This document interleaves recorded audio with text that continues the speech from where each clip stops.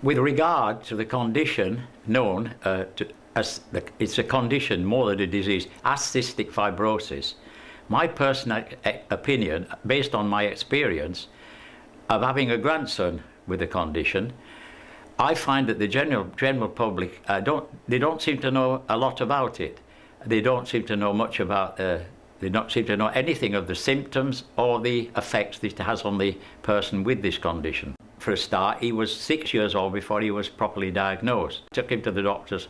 I visited 2 or 3 doctors, GPs that is, and he wasn't properly treated until he went to hospital.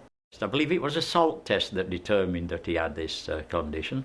We were shocked and worried, and we were depressed. And I've spent many a night, it's true, as a grandfather, I've spent many a night worrying about him.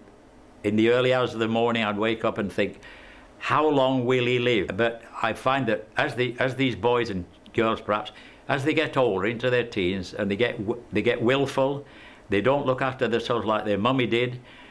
He doesn't get the therapeutic attention from himself that he did from his mother.